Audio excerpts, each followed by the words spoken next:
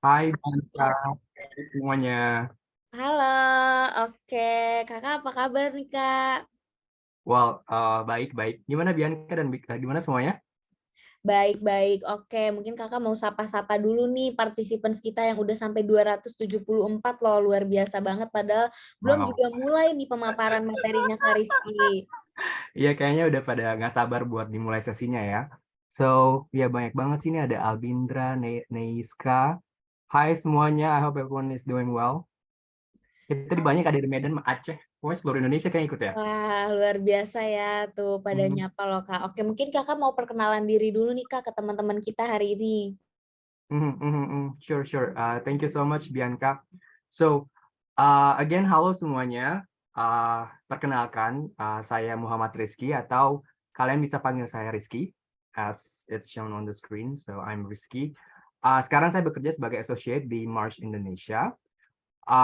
Terus sebelumnya saya juga bekerja di Bank Indonesia selama 2 tahun. And kalau untuk pendidikan, saya dulu belajar di Universitas Indonesia untuk jurusan hubungan internasional. So I guess that's it ya. Atau ada hal lain yang mau ditanyain? Mungkin sebelum mulai? Oke, mungkin perkenalannya segitu aja kali ya Kak, karena pasti Iya. pada nggak sabar nih masuk ke materi kita hari ini. Mungkin kita bisa langsung ke pemaparan materi ya Kak, waktu dan tempat dipersilahkan. Sure, sure. Okay. So again, thank you so much Bianca. So mungkin kalau kalian udah pada lihat di Instagram atau di social medianya Pintarnya, untuk materi hari ini itu adalah bahasa Inggris dasar untuk pramustaji. Nah, sebelum kita mulai materinya, saya mau disclaimer dulu nih, karena sebenarnya if you talk about languages, kalau misalnya kita ngomongin tentang bahasa, terutama konteksnya bahasa Inggrisnya di sini, I don't think there is, such thing like basic English for certain jobs. Walaupun again dalam setiap pekerjaan ataupun industri itu pasti ada terms atau istilah yang memang kita perlu tahu, kita perlu pahami di industri tersebut ya. Kayak misalnya kalau kita kerja di dunia kedokteran, pasti banyak istilah kedokteran medis yang memang orang awam nggak paham gitu. Even kalau misalnya mereka jago bahasa Inggris, tapi mendengar kata-kata yang terkait dengan industri kesehatan atau kedokteran itu pasti mungkin mereka nggak paham. Tapi di sini yang saya mau tekankan untuk basic English-nya adalah basic English for everyone. Mungkin nanti di bagian terakhir saya akan selipin sedikit terkait dengan uh, implementasinya, khususnya di industri F&Bs. Tapi itu mungkin nanti kita akan sedikit ya mainlah lewat chat, nanti ada sedikit tanya jawab interaksi biar kalian juga bisa aktif dan engage untuk materi pada hari ini. So, langsung aja ke next slide. Oke. Nah, mungkin kita tahu ya kalau memang, bahasa Inggris itu nggak bisa dipungkiri adalah bahasa nomor wahid lah di dunia ya. Maksudnya kita bukan, mmm, apa ya, menjunjung tinggi kebudayaan barat karena memang ya bahasa Inggris adalah produk dari, dunia barat begitu. Tapi kita nggak bisa memungkiri fakta tersebut kalau memang more than 1 billion people in the world itu speak English every day. Jadi lebih dari 1 miliar orang di dunia ini, itu berbicara menggunakan bahasa Inggris. So, dengan fakta itu aja, itu udah apa ya, yang membuat kita ya in a way harus bisa untuk ngomong bahasa Inggris. Kalau memang kita mau network atau berkomunikasi atau engage dengan orang di luar Indonesia. Nah, selain fakta yang pertama tadi, mungkin fakta yang kedua adalah seperti yang kalian lihat di slide, itu kenapa sih kita harus belajar bahasa Inggris? Nah, ada fakta menarik dari penelitian yang dilakukan oleh Bank Dunia di tahun 2020, di mana ada positive relationship antara kemampuan berbahasa Inggris seseorang dengan produktivitas, kemudian quality of life, kualitas kehidupan, innovation, kemudian beberapa faktor atau indikator ekonomi dan sosial lainnya. Jadi, in a way, kalau misalnya kalian punya kemampuan berbahasa Inggris yang bagus, itu bisa berdampak positif terhadap kehidupan kalian, khususnya kehidupan ekonomi kalian. So dengan dua hal itu aja, itu mungkin sudah jadi apa ya, keharusan buat kita untuk bisa berbicara berbahasa Inggris. Oke, next slide, Bianca. Nah, Tadi kita udah lihat kalau bahasa Inggris itu penting banget karena bahasa Inggris digunakan oleh lebih dari 1 miliar orang di dunia. Kemudian bahasa Inggris memiliki korelasi yang positif terhadap kualitas kehidupan seseorang, khususnya secara ekonomi. Sekarang mungkin kita bertanya-tanya sebenarnya untuk kemampuan bahasa Inggris itu orang Indonesia itu ada di posisi berapa sih? Next slide please. Oke. Nah, ini ada suatu studi yang dilakukan oleh English First. Ada yang familiar dengan English First ya, atau EF mungkin, atau mungkin ada yang udah pernah kursus di sana? Bisa dijawab di chat mungkin? Or oke, saya tahu Kak. Oke, Rangga bilang saya tahu Kak. Oke. Nah, jadi English First ini adalah salah satu kursus bahasa Inggris yang lumayan terkemuka ya. Tidak hanya di Indonesia tapi di dunia. Jadi memang fokusnya adalah untuk belajar bahasa Inggris begitu. Nah, institusi ini mengadakan suatu studi yang disebut sebagai EF English Proficiency Index, di mana maksud dari studi ini adalah untuk melihat kemampuan berbahasa Inggris tiap negara. Dilihat dari ya at least 4 aspek lah ya, speaking, writing, reading, and listening. Nah, dari assessment itu atau penilaian itu, setidaknya Indonesia berada di posisi 81 dari 111 negara di dunia yang memang masuk dalam studi tersebut gitu. Nah, tidak hanya itu, selama 3 tahun berturut-turut atau 3 tahun ke belakang, itu bisa dibilang posisi Indonesia cukup rendah, bahkan semakin rendah dari tahun 2020, kemudian ke 2021 di peringkat 80, kemudian di 2022 di peringkat 81. So, hal ini menunjukkan ada stagnan progress dalam hal perkembangan atau kemampuan bahasa Inggris kebanyakan orang Indonesia. Atau mungkin bisa dibilang juga sebagai kemunduran, karena lagi-lagi tadi kita melihat trennya dari 2020 ke 2022, itu justru trennya menurun. So, dari fakta ini juga cukup menyentil kita gitu. Kenapa sebenarnya ini bisa terjadi? Atau mungkin kalian bisa relate ya dengan fakta kalau ya bisa dibilang kemampuan berbahasa Inggris orang Indonesia masih rendah gitu. Ada yang setuju atau nggak setuju? Mungkin boleh di type di chat function. Coba kita lihat ya. Oh, setuju banget, setuju Kak. Wow. Oke. Nah, wah ini pada setuju-setuju semua ya. Belum ada yang bilang nggak setuju nih. Oke, interesting. Nah, sekarang kebanyakan orang banyak bilang setuju ya. Nah, next slide, Bianca. Nah, terus setuju, kenapa? Why? Right? So, that's the big question. Kenapa memang kita merasa kalau kemampuan bahasa Inggris kita itu bisa dibilang rendah? Ada banyak alasan. There could be a million reasons to explain this. Atau mungkin bukan reason ya, kayak lebih ke excuses ya. Next slide, Bianca. Mungkin ada yang bilang kalau ya kurangnya latihan, lack of practice. Jadi orang ngerasa ya belajar sih bahasa Inggris ya di sekolah, cuma belajar aja gitu, kayak belajar dengerin apa yang guru bilang, ngisi lembar kerja siswa terus udah selesai, kemudian nggak ada prakteknya sama sekali. Terus yang kedua, minimum vocabulary. Lagi-lagi kalau misal berbicara soal bahasa, itu kan pasti kita butuh kosakata ya. Kita nggak mungkin cuma sekedar tahu, oke, hi, how are you? Yes, I'm doing well. What about you? Pokoknya phrases itu, tapi tidak dibarengi dengan kosakata yang banyak, itu pun akan membuat kita kesulitan untuk berbicara dalam bahasa Inggris. Karena lagi-lagi, apa ya, belajar suatu bahasa, tidak hanya bahasa Inggris, itu pasti kita butuh yang namanya kosakata. Yang ketiga, grammar issues. Nah, ini mungkin apa ya, salah satu alasan yang bisa dibilang agak disayangkan, karena kebanyakan orang ngerasa, oke, saya nggak terlalu paham structure dalam bahasa Inggris itu seperti apa. Karena lagi-lagi kalau misalnya kita bandingkan dengan bahasa Indonesia ya, bahasa Indonesia kan ya ada SPOK gitu kan. Nah, bahasa Inggris sebenarnya more or less it's the same gitu. Mereka punya SPOK, tapi mereka punya rules yang memang ada link atau keterkaitan dengan waktu. So that's why kita harus belajar grammar. Kita belajar tentang past tense, present tense, and then also future tenses. Nah, orang-orang rasa karena mereka punya keterbatasan dalam 3 aspek ini, mereka nggak pede atau, "Aduh, saya kurang, saya nggak bisa ngomong bahasa Inggris, saya nggak bisa bahasa Inggris." Nah, atau mungkin hal-hal lain yang memang membuat orang itu ngerasa, "Yah, gue nggak bisa nih kayak bahasa Inggris." Selain 3 hal ini mungkin ada yang bisa share alasan lain yang mungkin membuat kalian ngerasa kurang dalam berbahasa Inggris?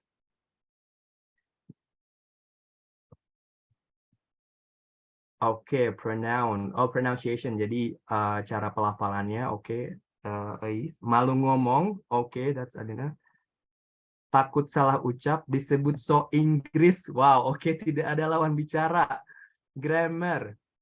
Lingkungan kurang suportif, logatnya beda, Kak. Oke, oke, wow, oke. Those are very interesting insights. Sangat menarik ya, Bianca, kalau misalnya kita ngelihat sebenarnya, apa ya, banyak alasan-alasan yang mungkin it is not about resources. Itu bukan masalah kayak, oh kita nggak punya resource-nya, kita nggak punya materinya, kita nggak punya akses untuk belajar. Karena lagi-lagi kita hidup di dunia yang sangat ya lumayan maju lah ya. Teknologi, informasi dan lain sebagainya itu udah benar-benar ya apapun yang kalian cari, apapun yang kalian butuhkan itu kalian udah bisa tinggal cari aja di Google gitu. Jadi there's no excuse or reason kenapa kalian nggak bisa belajar suatu hal, apalagi belajar bahasa gitu. Oke, interesting. Makasih udah share di chat. Next slide, Bianca. Nah, sekarang kita nanya, but are they really the actual reason why? Apakah tadi 3 hal tadi dan yang kalian omongin tadi itu alasan sebenarnya kenapa kita itu memiliki kemampuan bahasa Inggris yang rendah? Oke, so next slide. Kalau kalian tanya itu ke saya pribadi ya, I beg to differ. So, saya agak sedikit kurang setuju, terhadap alasan-alasan tersebut. Karena, lagi-lagi ya, mungkin saya nggak tahu, kebanyakan orang Indonesia melihat bahasa Inggris atau menempatkan bahasa Inggris itu sebagai, apa ya, a separate, language on its own gitu. Jadi kayak bahasa Inggris itu kayak berada di tahta paling tinggi gitu. Jadi kalau mau belajar bahasa, itu kayak susah banget buat, belajar bahasa Inggris. Kayak tadi mungkin ada beberapa yang share ngerasa takut dibilang so Inggris, atau takut salah, takut di-judge, takut diketawain, dan lain sebagainya. Nah, sebenarnya semua alasan itu tuh, it's all in your mind, right? Itu tuh semua hal yang memang ada di pikiran kalian aja. So, ketika misalnya permasalahannya within our mind, then we have to do something about it. Kita harus melakukan sesuatu. Gimana caranya kita bisa merubah cara berpikir kita. So that's why I think alasan utamanya untuk bisa merubah hal itu adalah with changing our mindset, right?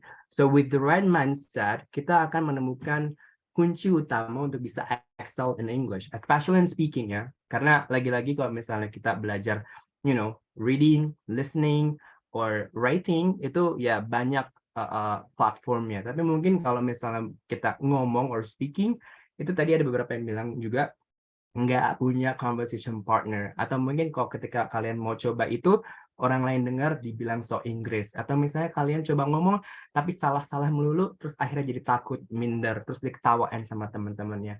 So, jadi, atau dibilang bedok Inggrisnya. Jadi banyak hal ya, yang memang membuat, orang itu akhirnya, memiliki that kind of mentality, yang membuat mereka akhirnya susah buat maju.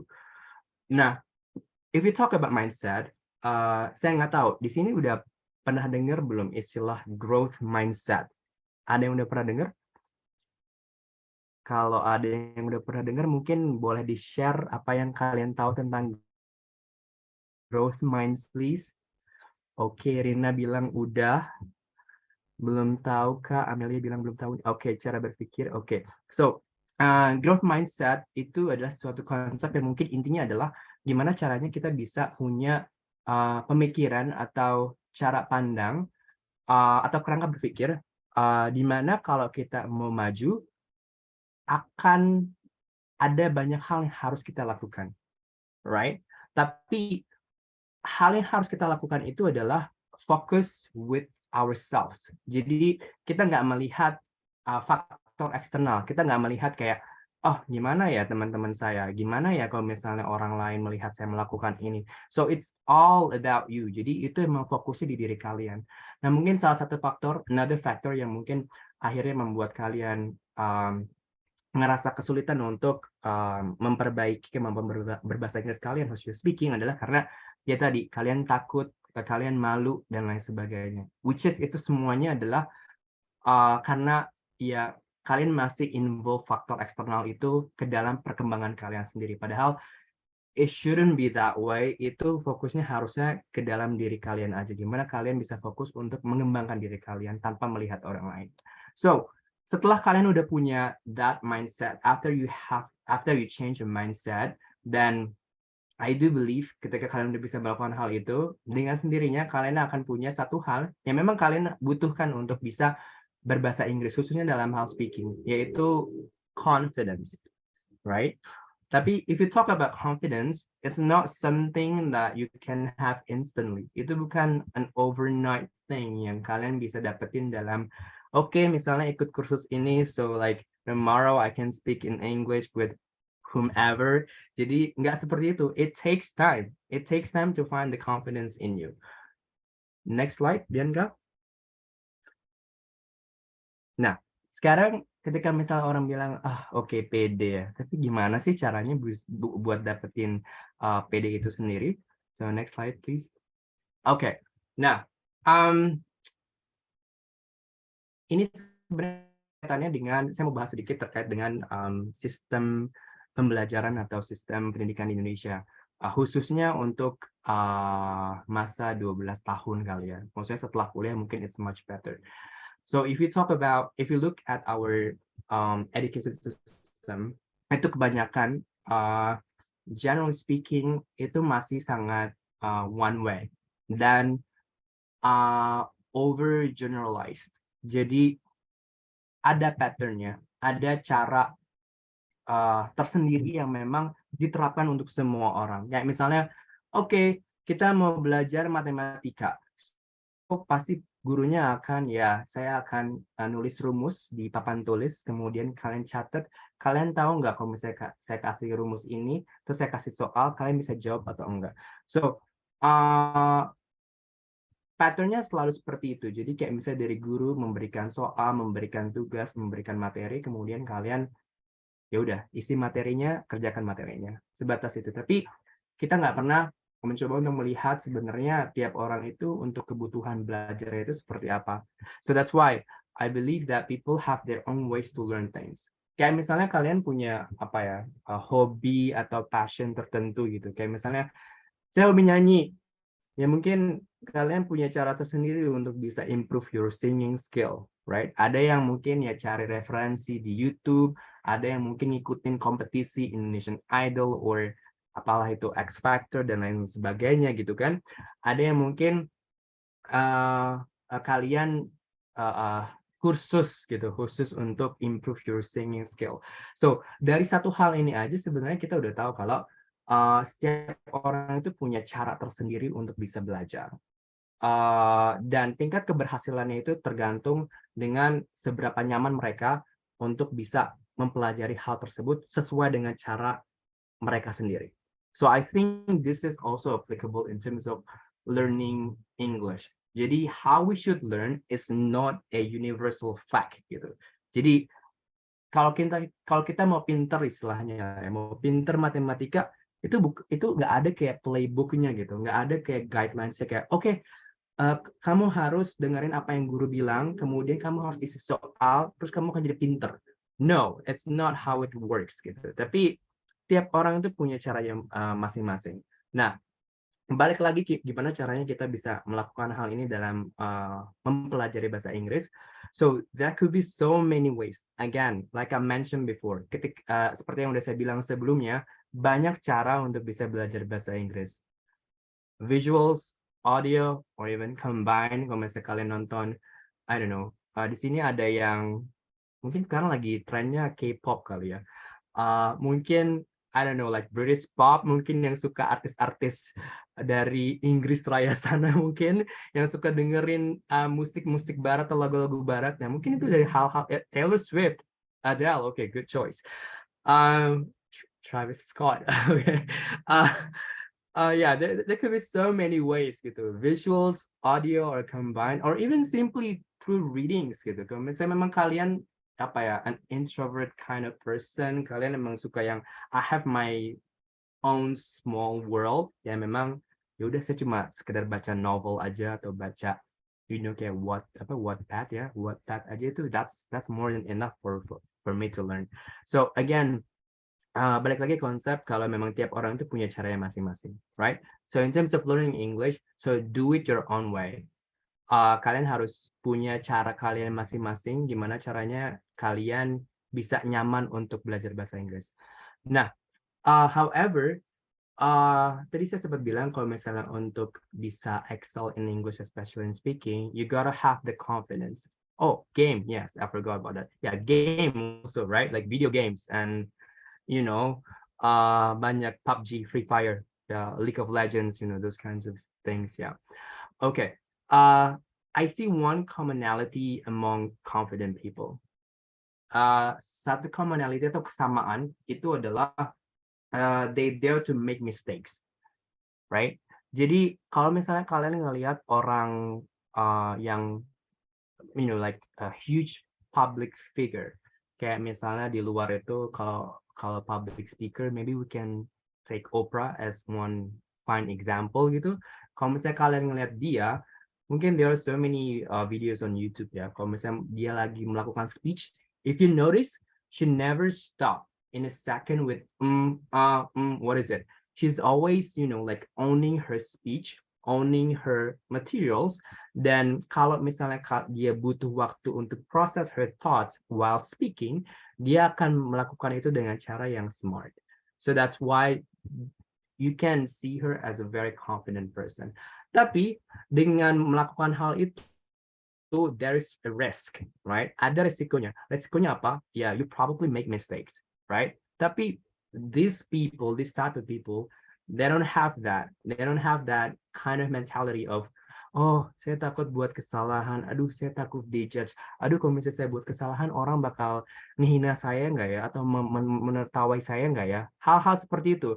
Mungkin contoh sederhananya ya, kalau misalnya kita ngomong bahasa Inggris, pernah nggak sih kalau misalnya kalian itu ngelihat teman kalian posting, on Instagram or other social media, pakai bahasa Inggris terus kayak ada yang salah. Wah, itu salah tuh grammarnya tuh. Kayak misalnya, oh itu harusnya is, kok kamu pakainya are. Oh itu harus tambah s karena itu jamak, those kinds of things yang memang apa ya, orang itu punya I don't want to speak for like Indonesian people kayak misalnya overgeneralize kalau misalnya itu terjadi di among Indonesian people aja, tapi I think this happens to almost everyone gitu in the world.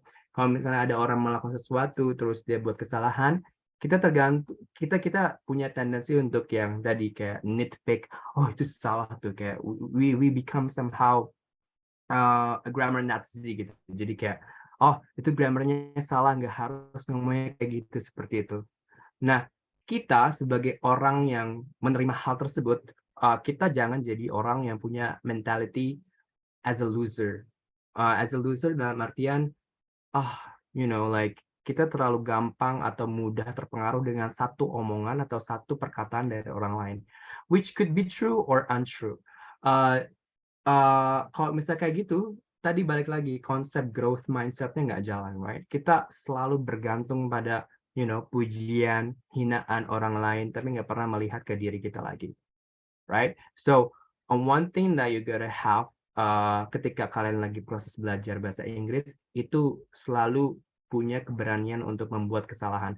Karena again, it is okay to make mistakes. Even native speakers, they do make mistakes every day. Ketika mereka ngomong bahasa Inggris, itu they're not always perfect, right? Karena balik lagi ke the essence of communication, esensi dari komunikasi adalah untuk bisa saling mengerti satu sama lain, right? Okay, next slide. And how do we apply this in enhancing our English speaking skill? Nah, tadi saya sudah bahas sedikit. Next slide, please, Bianca. Oke, uh, yang paling pertama itu kalian harus punya atau cari any familiar or helpful resources available to you untuk improve your English speaking skill. Jadi ya again di dunia yang super duper maju ini, it's supposed to be easy untuk bisa dapetin resources itu. Baik audio visuals atau simply readings itu ya just do your own way, do with what you feel most comfortable with. Jadi kalian lakuin aja memang sesuai dengan yang kalian nyaman itu seperti apa, right? And then second, tadi buat orang-orang yang ngerasa kalian nggak punya speaking partner or conversation partner, then you can start by speaking with yourself or to yourself. It sounds a little bit crazy, perhaps. Mungkin agak terdengar aneh gitu ya, kalau misalnya kalian, kok saya harus ngomong sama diri saya sendiri gitu, di depan cermin, atau mungkin berlagak seolah-olah saya ngobrol sama orang, orang nanya A, saya jawab B, kemudian atau saya nanya, orang jawab B, those kinds of stuff. Jadi kalian harus bisa mulai untuk menerapkan apa yang sudah kalian pelajari. Jadi itu bisa digunakan sebagai cara untuk membuat kalian terbiasa dalam berbicara bahasa Inggris. Jujur, ketika waktu saya sekolah gitu ya, dari SD sampai SMA, itu SD sampai SMP terutamanya, itu saya nggak punya conversation partner sama sekali. SD SMP itu saya purely belajar sendiri, saya benar-benar yang ya udahlah, mungkin agak terdengar gila ya, kayak misalnya ngomong di depan cermin, I did it on repeat almost every day. Dan SMA, thankfully saya punya satu conversation partner, dan lagi-lagi tetap ada challenge di mana orang pasti akan ngeliatin kalian kok, oh ngapain sih ngomong bahasa Inggris gitu kan, padahal ya lu bisa bahasa Indonesia, kenapa harus ngomong bahasa Inggris gitu. Tapi orang kan nggak tahu sebenarnya purpose atau objektifnya apa. Objektifnya ya untuk improve my English speaking skill gitu, dan sampai sekarang akhirnya saya ngerasa those experiences really help me a lot gitu, untuk bisa confident, untuk bisa terbiasa ngomong bahasa Inggris, even though saya bukan dari keluarga keturunan bule atau apapun itulah, ya pure local. So, jadi ya justru pengalaman belajar seperti itu yang benar-benar membantu saya untuk bisa belajar bahasa Inggris. And yeah, of course, do number 1 and number 3 on repeats, right? Consistency itu sih yang mungkin agak sulit ya, karena lagi-lagi kalau misalnya kita mau maju, ya kayak ibaratnya atlet gitu kan. Atlet mungkin kayak ngelakuinnya ya itu aja nggak sih, kayak misalnya latihan atau mungkin makan minum yang sehat, but they do it on repeat, right? Dan itu it's painful, it's never easy, it's never comfortable. Jadi itu pasti akan ada momen kalian ngerasa bosen, males, udahlah nggak usah lah, nggak penting. Itu pasti akan ada momen seperti itu. Tapi kalau kalian udah punya apa ya, komitmen terhadap diri kalian untuk bisa improve your English speaking skill, dan ya kalian akan pasti bisa ngelakuinnya. Oke, next slide. Okay, now it is time to practice. Well, I know that, yes, Bianca. Aku bisa ini sih allow participants-nya untuk on mic, tapi teman-teman harus raise hand dulu nih kayaknya kalau misalnya mau. Okay, Oke. that's good. Thank you so much, Bianca. So, ya jadi untuk ya again ya, tadi seperti yang saya bilang, semua pembelajaran itu akan useless kalau misalnya kalian nggak practice, right? So that's why kita masukin slot untuk ya practice a little bit. So nanti mungkin Bianca bisa bantuin untuk bisa pilih audiensnya yang memang untuk practice bersama kita. Okay, so next slide. Nah, I dare you to introduce yourself. Alright, so saya mau minta tolong satu aja dari ya berapa nih, 318 orang 318 untuk, orang.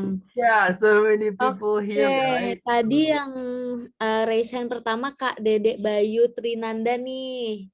Alright, okay. Oke, Kak, mau coba aku izinkan untuk on mic ya.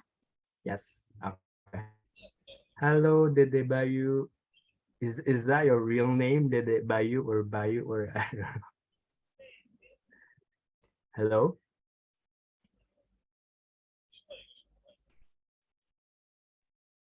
Bayu, Kak. Oh, okay. Hello, Bayu. Hi Kak. So, where are you from? I come from Stabat. Uh, what is it? Come again, I please. come from Stabat, Medan. Oh, Medan. Oh, wow. Oh my God. Okay, the last time I went to Medan is probably not 2 years ago. I think 4 or 5 years ago. Okay, Medan. Wow. Okay, are you still a student or are you already working? I'm a student of Universitas Prima Indonesia, Medan. Okay. Okay. All right. Now, so as you see, I have this challenge for you, yeah. So I dare you to introduce yourself. So are you up for that challenge? Okay, sir. Okay, so the floor is yours then. So go ahead, Bayu. Let me introduce myself. My name is Dede Bayu Trinanda. You can call Mhm. me Bayu. Okay. I'm 22 years old. I Mhm. come from Stabat. And Mhm. now I'm a student of University Prima Indonesia. Thank you. Okay. All right. So give a round of applause to Bayu. So I don't know, Bianca, do we have like certain prizes for I don't know if we have like some spare gift, but again, I applaud for your bravery. So thank you so much, Bayu, for doing this challenge. Anyways, Kak. jurusannya apa ya kalau boleh tahu di Uh, English of Education, administration? FKIP, What is it? What does FKIP stand for? Pendidikan. Oh, education. Oh, okay. All right, all right. So good luck with your study. So I hope, yeah, maybe we could cross path in future opportunities. So again, thank you so much, Bayu, for sharing. Thumbs up for you. Thank you. Okay, Bianca. Oke, ini mau satu aja nih Kak, karena nanti kan ada der-der lainnya ya. Yeah. Oke, selanjutnya mungkin bisa next slide kali ya Kak. Yes. Seru Okay. nih yang slide ini, mungkin ada yang mau coba. Okay. So, ya, ini adalah sebelum saya jelasin, ada yang tahu nggak ini itu apa? Yang ada di screen kalian itu apa ya? Ada yang tahu? Oh, ada yang bilang tahu tuh. Apa tuh? Coba. Okay, well, tadi siapa yang benar tuh? Tongue twister. That's correct. Siapa tadi ya? Okay, I think someone in the chat function. So yeah, it is called tongue twister. Jadi tongue twister ini adalah salah satu cara untuk bisa memperbaiki pronunciation kita dalam berbahasa Inggris. Nah, tongue twister ini juga sebenarnya salah satu bentuk exercise yang dilakukan oleh kebanyakan itu pelaku di industri hiburan. Jadi kayak misalnya actors, actresses, or news anchors, itu mereka pasti, mungkin kalau misalnya kalian pernah ngelihat behind the scene, kalau misalnya news anchor sebelum mereka get to host, itu kalian pasti ngelihat mereka kayak doing some exercises with their mouth, right? Nah, ini tongue twister ini adalah sebagai salah satu bentuk exercises juga. So, tongue twister itu tujuannya, let me explain to you a little bit the background. Tongue twister itu tujuannya adalah pertama untuk membuat pelafalan kalian itu clear. Itu yang paling pertama dulu. Clear ketika misalnya kalian udah punya pelafalan yang jelas, itu akan mudah buat orang untuk mengerti apa yang kalian ucapkan, right? So that's one. And then second, fluency. Nah, ini yang tadi sempat saya bilang, kalau misalnya, berbicara bahasa Inggris untuk bisa pede, itu kalian harus punya, kalau misalnya orang Jawa ngomong ya, kayak ada, bukan aksen ya, bukan dialek juga, tapi nuance. Saya nggak tahu bahasa Indonesianya apa, tapi ada nuance dalam bahasa yang kalau misalnya kalian ngomong orang yang memang asli dari Jawa, wis wong Jawa iki. Jadi kayak emang ada aspek kearifan lokalnya lah mungkin kalau dalam bahasa Indonesianya ya, yang memang bisa meningkatkan fluensi seseorang. Nah, dengan kalian melakukan exercise tongue twister ini, itu akan membantu untuk tadi clarity sama yang satu lagi adalah fluency. Alright, so Bianca, we have to find one person untuk coba this Oke, mungkin challenge. aku lower hands dulu ya untuk attendees kita. Nanti kalau aku hitung 1, 2, 3, teman-teman bisa langsung raise hand ya. Kita cepet-cepetan nih. Oke, aku lower hands dulu ya. Okay. Oke, kita hitung 1, 2, 3. 1, 2, 3. Yang mau bisa tunjuk tangan. Oke, oh my God, banyak banget. Tadi yang pertama itu Kak Hendrik Pangaribus. Oke. Hello, Hendrik. Hello, Bayu. Hi, Hendrik. So okay, Hendrik. Where are you from? Dari mana? I'm from Jakarta. Oh, okay. So, are you ready for the challenge? Okay, I'm ready. Do you want me to, say this first, or do you want to go ahead right away? I'm first, and or you? Yeah. Do you want me to go first, or do you just want to go for the challenge? I think you first. Oh, Go okay. for me. Yeah. All right. Yeah. So, ya mungkin ini sedikit contoh aja lah ya, tapi Yeah. again, setiap orang punya caranya masing-masing. Okay. So, Peter Piper picked a pack of pickled peppers. A pack of pickled peppers, Peter Piper pick. If Peter Piper pick a pack of pickled peppers, where's the pack of pickled peppers Peter Piper pick? Right? So, is that clear enough? Itu udah cukup jelas atau saya perlu ulang? Kayaknya nggak perlu lah ya. I cannot see your sound. Oh, you cannot hear my sound? Yeah. Okay. I can Bianca hear. kedengeran nggak ya? Kedengeran, Kak. Okay. I think I have to speak slower, yeah? Yeah. Okay. So, Peter Piper picked a pack of pickled peppers, right? A Yes. pack of pickled peppers Peter Piper picked. If Peter Piper picked a pack of pickled peppers, where's the pack of pickled peppers Peter Piper picked? All right? Okay. Ready? Yes. Okay, go ahead. At the pickle pepper. Yeah, starting from Peter Piper. Yes. Okay. Go ahead, Hendrik. Pickle peppers in the pack. Oh, no. You have to read what's, on your screen right now. Do you see something on your screen? Kelihatan nggak di screen kamu tulisannya? No. Oh, nggak kelihatan ya? No. Okay. How do Teman-teman you... kelihatan nggak share screen-nya? Kelihatan, Kak. Oh, Oke. kelihatan. Okay. I see. Okay. So go ahead, Hendrik. Nah, iya, Kakak baca tulisannya nih, Kak, bukan jawab pertanyaannya. It's not a question. It's a challenge. Okay. Yes. Peter Piper picked a pack of pickled peppers. Okay. A pack of pickled peppers. Peter Piper picked. Mhm. If Peter Piper picked a pack of pickled peppers, Mhm. where's the pack of pickled peppers Peter Piper picked? Okay. Yes. That's a good start. Okay, thank you. Yeah. I think again I have to applaud your bravery for doing this in the first place ya. Jadi kayak I know this is not easy. Ini bukan hal yang mudah dan mungkin buat orang kebanyakan, tapi even segelintir orang pun itu masih sulit gitu kalau misalnya mereka udah terbiasa dengan eksersis ini. Terkadang mereka juga suka slip gitu ketika misalnya mereka ngomong suka ada salah-salahnya sedikit. Nah, mungkin sedikit koreksi aja buat pembelajarannya. Jadi overall cara saya manggilnya Mas atau Hendrik, Kak Hendrik atau apa nih? Oke, Hendrik aja kok gitu ya.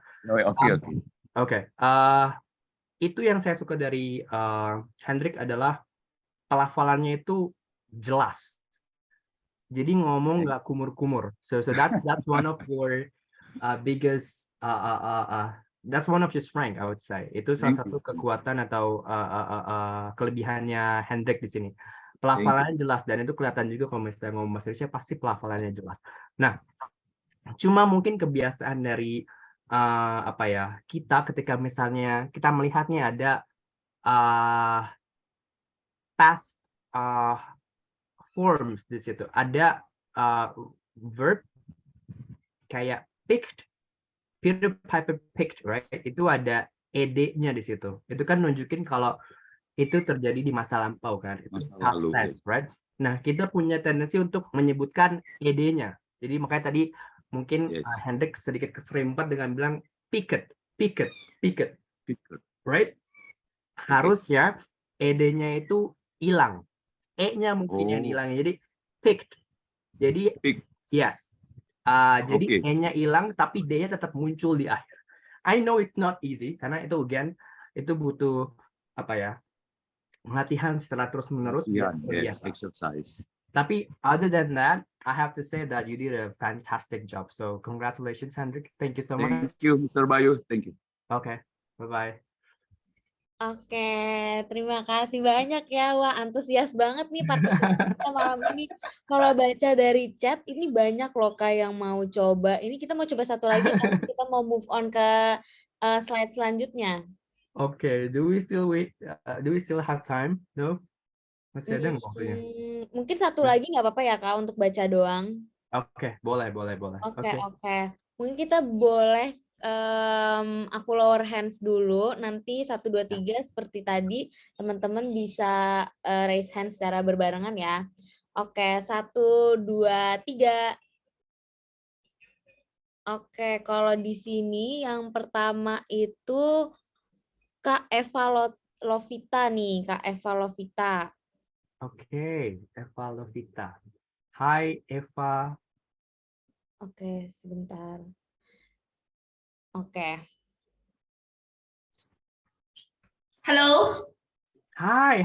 Oh my God. I'm very excited to hear your voice. I don't know. It sounds very strong. Thank you. Okay, Eva. So Yes. are you up for the challenge? Sure. Okay, so go ahead. Peter Piper picked a pack of pickled pepper. A pack of pickled pepper. Peter Piper picked. If Peter Piper picked a pack of pickled peppers, where's the pack of pickled peppers Peter Piper picked? Wow. Oh my God. That's really awesome, Eva. Oh, thank you. Okay. That's a really good start, I have to say. Okay, well, sebelum saya koreksi sedikit, boleh diceritain sedikit nggak? Sekarang sibuknya apa? Terus mahasiswa atau sudah bekerja atau gimana? I'm working now, PNS, in Politeknik Negeri Loksmawe, Aceh. Oh my God, so you're from Aceh? Oh my God. Okay, that's very nice. Okay.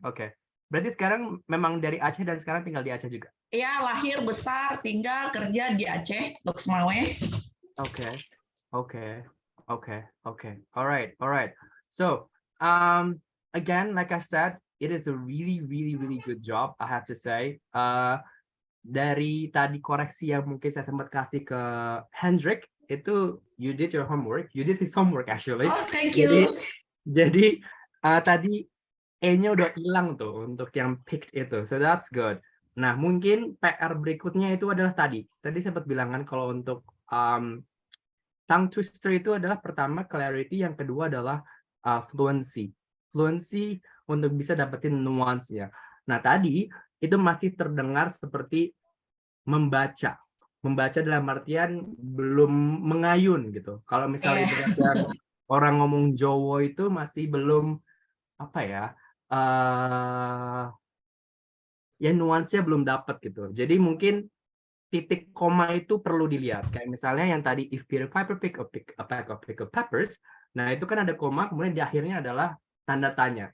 Nah, itu yang mungkin harus bisa dilihat juga ketika kita ngomong, itu pasti akan ada perbedaan gimana caranya kita lowering atau raising our voice. Jadi tekniknya di situ sebenarnya. Gimana caranya kita naikin sama nurunin suara kita. Mungkin baru setelah kita bisa menguasai teknik itu, kita bisa go deeper. Nah, go deeper-nya apa? Mungkin kalian bisa lihat, mungkin Eva bisa lihat di banyak ya di internet materinya itu salah satunya adalah syllables. Pernah dengar nggak syllables? Jadi salah satu hal yang membedakan non-native speaker dengan native speaker adalah ketika mereka mengucapkan satu kata itu ada syllables atau suku kata. Nah, ketika suku kata itu penekanannya beda-beda. Kayak misalnya, if you take one example, contohnya industri. Boleh nggak Eva ngomong kata industri tapi dalam bahasa Inggris? Industry. Ya. Industri?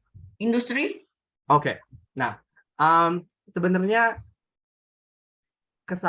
kalau kita ngomongin suku kata, kesalahannya adalah di penekanannya. Jadi kalau misalnya industri itu dalam bahasa Inggris penekanannya di industry. Jadi industry. Industry. Yes, that's correct. Kalau misalnya katanya diubah jadi industrial, itu penekanannya berubah lagi jadi industrial. Jadi penekanannya di das. Industrial. Yes. Nah, itu salah another teknik yang mungkin udah lumayan advance. Kalau misalnya Eva udah mastering yang tadi dulu tuh, baru bisa go deeper untuk mempelajari gimana caranya kita bisa melakukan penekanan terhadap suku kata tertentu biar terdengarnya lebih enak dan lebih Alright, but again, all in all, it's a fantastic job, Eva. So thank you so much for taking the challenge. Oh, thank you. Send my regards to people in Aceh ya. Bye-bye. Yes. Thank you. Oke, thank you Kak Eva. Oke, kita bisa next slide ya Kak. Okay, alright. So, okay. Nah, sekarang kita nggak perlu open mic ya. Mungkin ada yang bisa jelasin di chat kalimat she went to his own coffee shop every Sunday, true or false? Kalau misalnya true, why? Kalau misalnya false, why? Bener, kenapa? Salah, kenapa? Oke, Farah bilang false. Oke, false. Oke. False, false, false, false. Oke.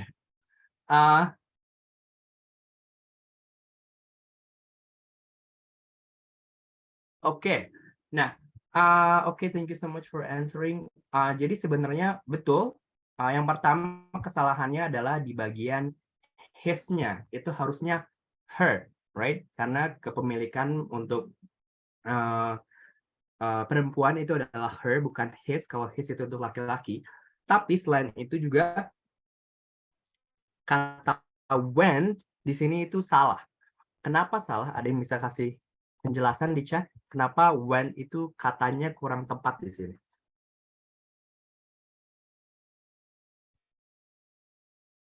Okay.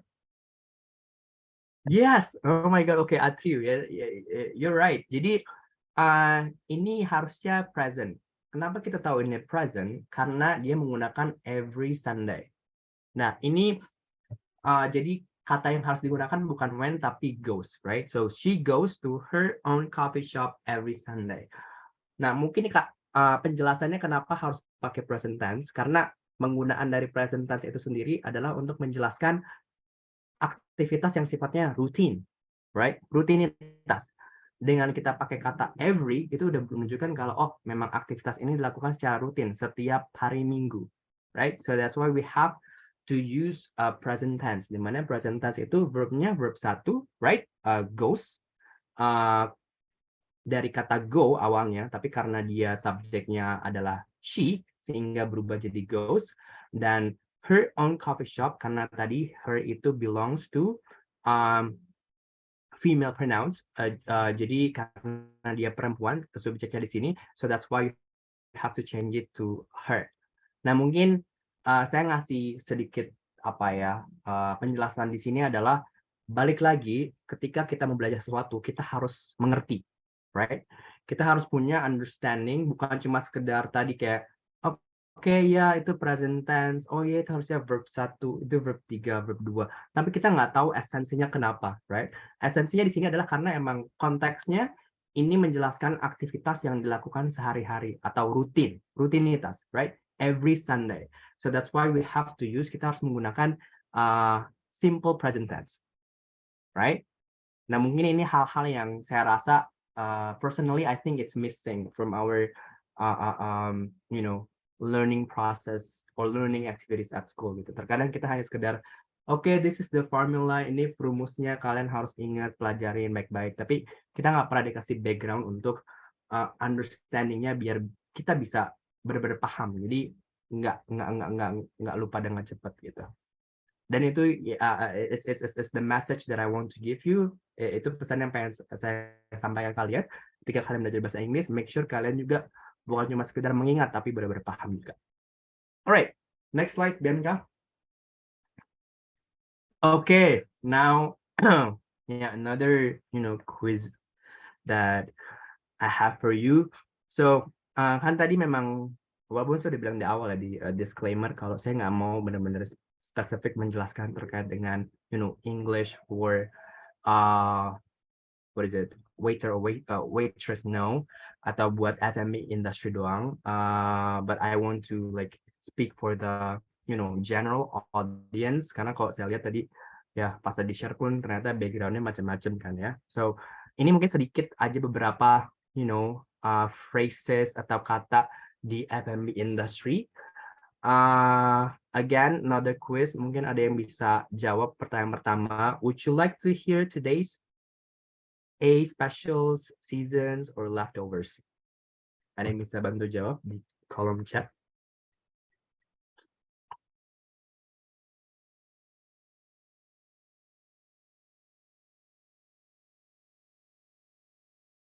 Yes, that's correct. Yeah, specials, right?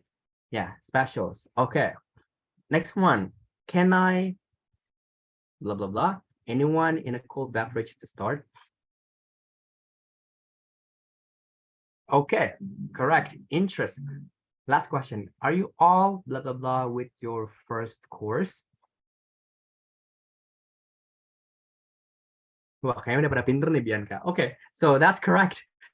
Finished, right? Okay, so next slide, please.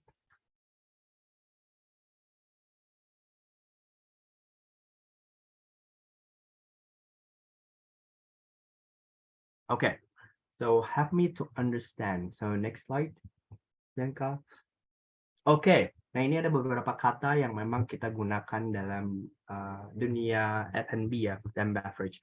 So yang pertama a la carte. So ada yang bisa jelasin a la carte itu apa? Makan di tempat. Oke. Oke, interesting. No, it's okay. Ada lagi?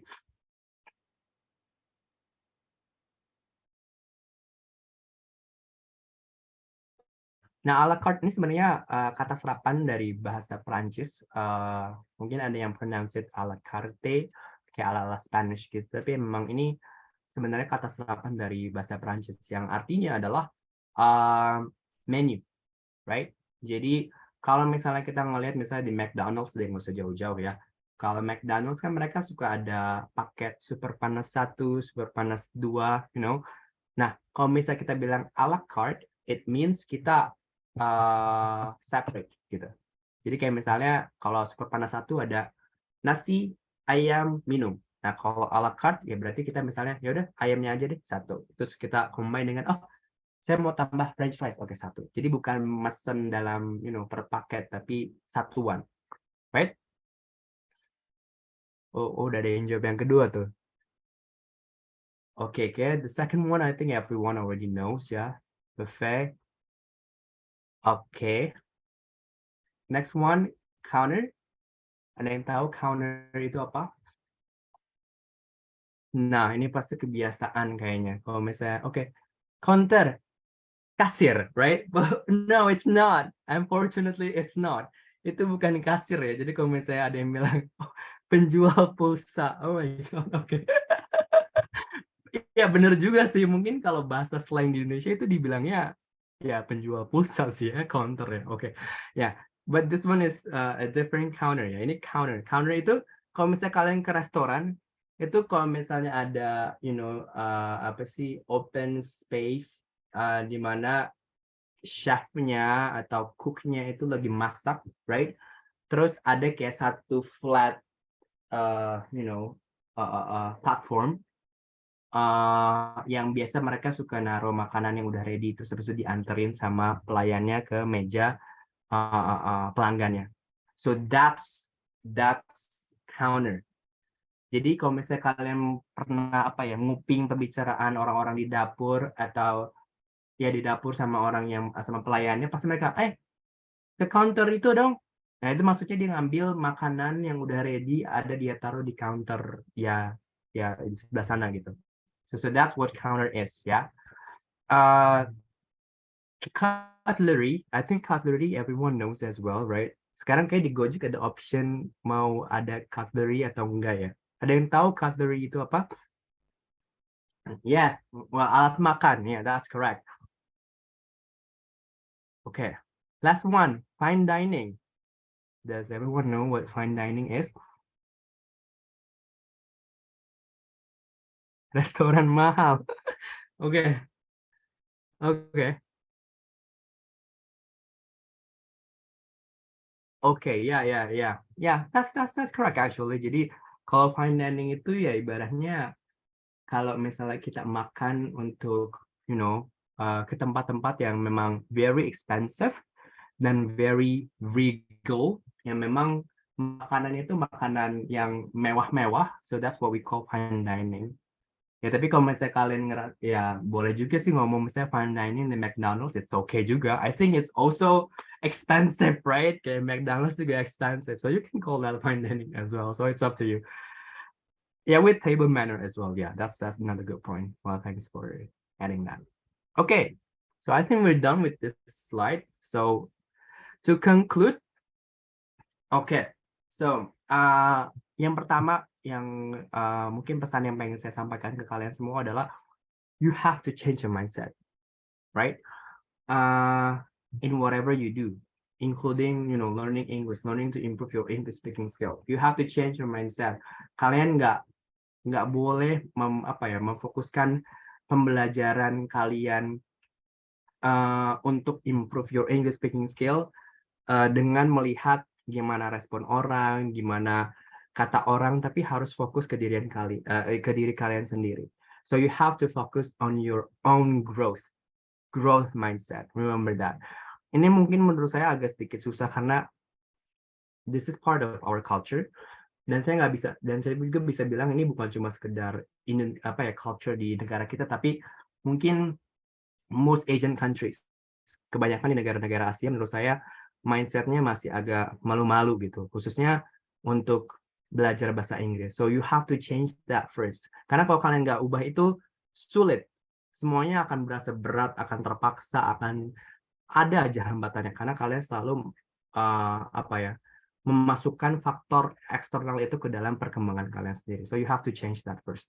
And then second, yeah, of course you have to set your purpose gitu. Kalian pasti punya tujuan kenapa kalian mau belajar A, right? Kalau misalnya bahasa Inggris, kalian mau improve your English speaking skill, misalnya untuk saya mau further my career, saya mau karir saya nanjak, atau misalnya kalian saya mau beasiswa, saya mau saya memang mau berkecimpung di dunia bahasa Inggris, misalnya entah jadi penerjemah atau jadi practitioner, jadi ahli gitu. That's okay, it's up to you, tapi you have to set your purpose, right? And then second, start somewhere. Ini sih yang another important point ya.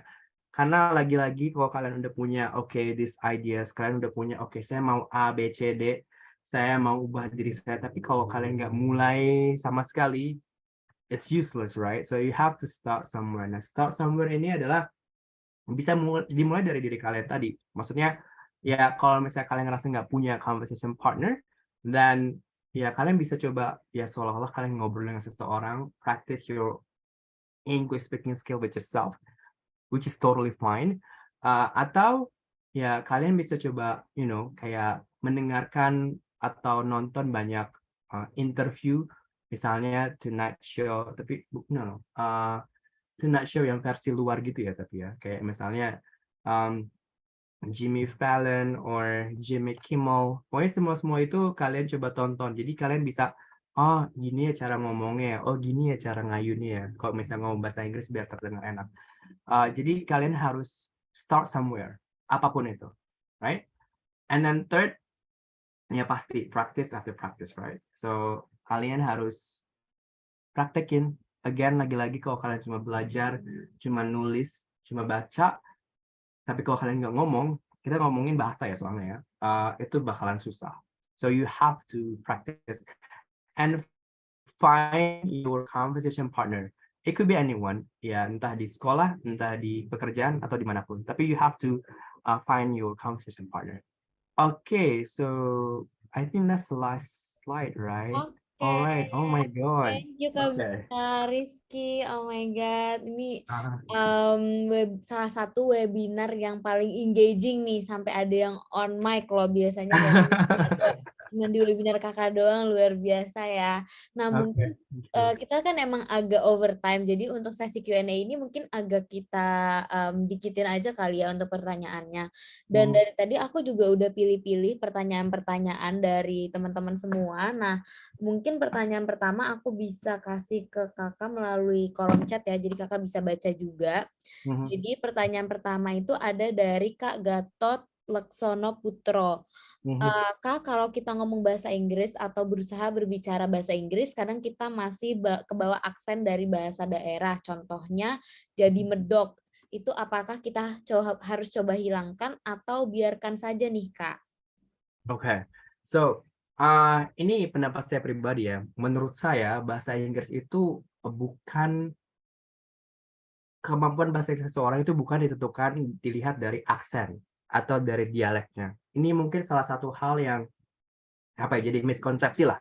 Orang ngerasa kalau misalnya orang udah punya aksen bule itu kayak ini mau ngomong salah aja kayak terdengar, wow luar biasa, tepuk tangan gitu kan. Tapi padahal mungkin siapa tahu ketika dibandingkan dengan orang yang memang ngomong bahasa Inggris, tapi misalnya dia medok gitu. Tapi secara konten, secara substansi, itu lebih bagus dan lebih dimengerti orang yang nggak punya aksen atau misalnya dia medok banget.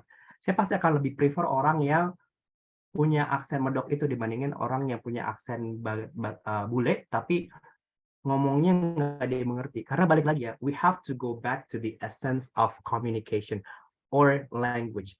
Esensinya adalah to understand each other, right? Understanding. Kalau misalnya kalian punya aksen bule sekalipun, tapi ngomongnya nggak bisa dimengerti, sami mawon, right?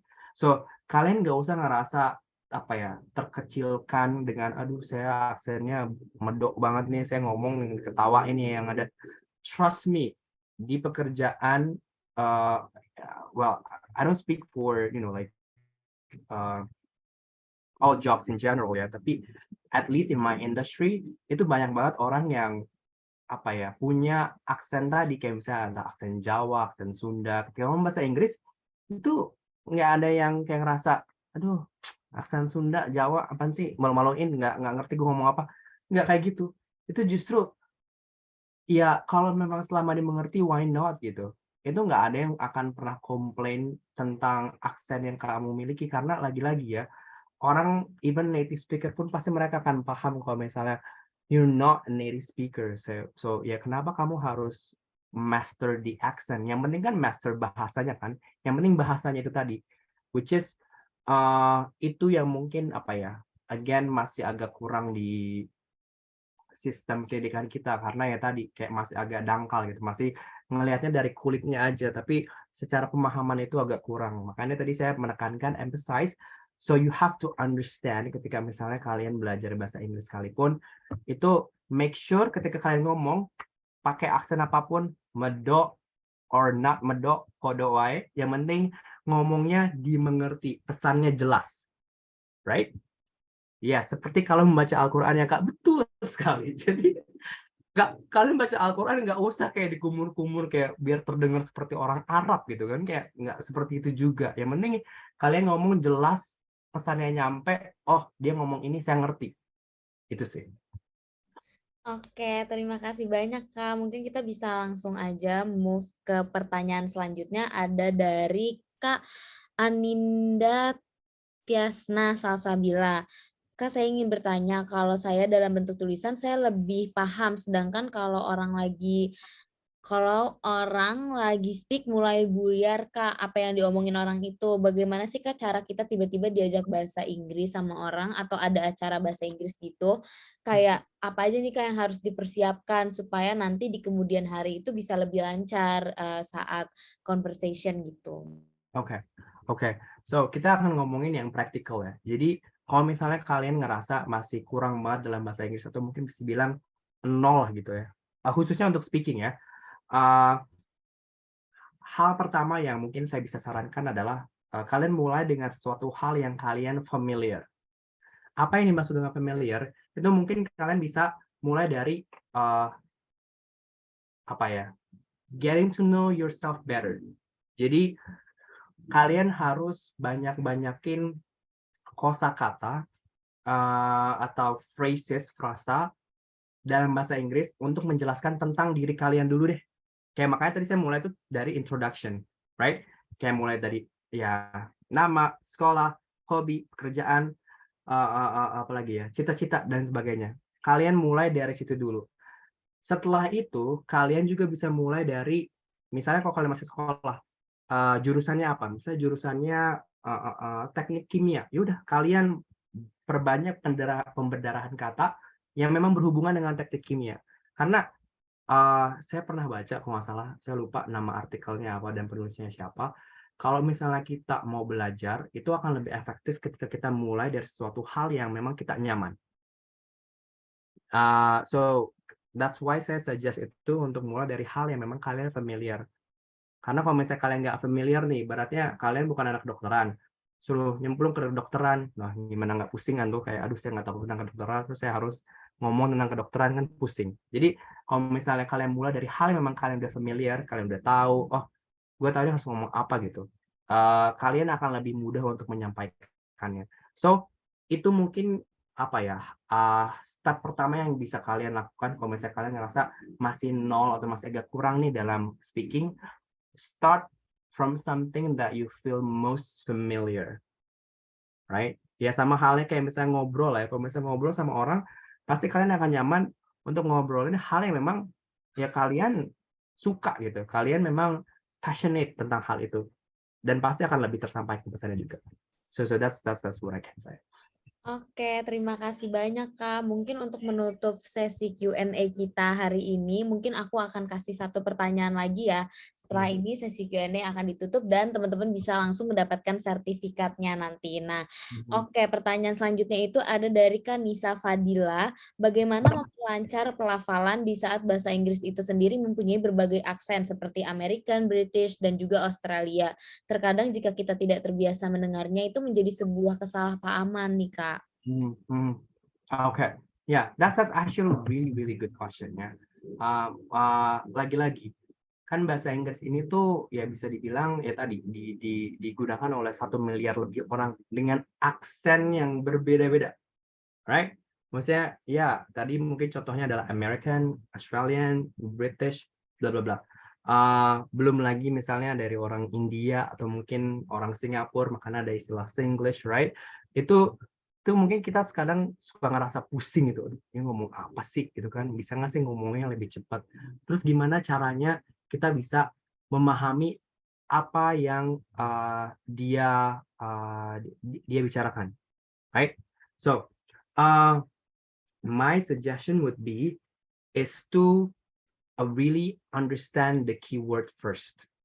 Jadi gini, ini salah satu teknik untuk bisa kalian terapkan ketika kalian ngobrol sama seseorang. Kalian tuh gimana ya? Mungkin karena ngerasa udah, aduh saya nggak ngerti dia ngomong apa, saya nggak bisa fokus nih, aduh saya nggak tahu harus ngomong apa, saya harus ngerespon apa gitu kan. One thing that you have to have ketika misalnya kalian interact with anyone ya, regardless of their background, American, British, Australian, apapun itu, you have to focus. In any conversation, it means that you have an engaging conversation, right? Yang pertama. Yang kedua, kalaupun kalian udah fokus dan susah banget untuk dapetin apa yang mereka omongin, you have to find the keyword, right? Kalian harus tahu keywordnya apa. Jadi ketika misalnya orang itu ngomong dan he said several familiar words. Ada beberapa kata yang memang kalian familiar dan that's the keyword. Okay, I understand. Dan untuk bisa create a clear and understandable conversation, then you have to clarify. Itu sih yang mungkin terkadang kita suka lupa terhadap diri kita. It is okay to ask questions, right? Maksudnya ketika kalian punya pertanyaan, it doesn't make you stupid gitu. It actually makes you look that you are listening. You are paying attention. Nah, itu yang mungkin kalian harus bisa tanaman juga dalam diri kalian kalau it is okay to ask questions. Dan untuk bisa mempelajari aksen itu ya kalian harus banyakin resources. Kalau misalnya mau understand American accent better, then you go watch those Hollywood movies gitu. Kalau misalnya mau British, then you have to listen to lots of British pop songs. Kalau Australian, I don't know much about Australian entertainment or culture. Maybe I don't know any Australian TV shows. I have no idea. But yeah, intinya memperbanyak references sih. Itu juga akan sangat membantu kalian untuk bisa dapetin perbedaan aksen American, British, Australian, or any other accents. Oke, terima kasih banyak Kak Rizky. Wah, luar biasa banget ya jawaban-jawaban dari Kak Rizky. Panjang-panjang dan yang pasti insightful banget. Nah, mungkin tadi pertanyaan dari Kak Nisa itu sudah menjadi sudah menjadi penutupan dari sesi Q&A kita. Dan itu tadi akan menjadi pertanyaan terakhir di sesi Q&A ini. Nah, mungkin sebelum kita tutup, aku mau mengucapkan terima kasih dulu nih untuk Kak Rizky yang udah menjadi pembicara yang luar biasa engaging dan juga bermanfaat, dan aku juga sebagai host aku mendapatkan banyak banget insight baru loh dari Kak Rizky, luar biasa ya. Semoga participants kita yang ada 327 orang ini bisa mendapatkan ilmu yang sama seperti aku. Terima kasih banyak Kak Rizky.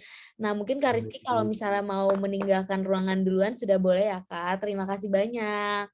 Again. Okay, well, last thing I want to say again, thank you so much for all the participants yang memang udah sangat engage juga terhadap materi hari ini, dan thanks to you Bianca as well for creating an engaging vibe as well. So I think everyone is very comfortable in here dan mereka bisa berani untuk ngomong, berani menggunakan pendapat. So thanks to you as well. Oke, Kak, mungkin kita bisa foto bareng dulu kali ya. Sure. Oke, 1, 2, 3. Oke, terima kasih banyak Kak Rizky. Kalau misalnya mau meninggalkan ruangan sudah boleh ya Kak. Stay safe, stay healthy. Good luck.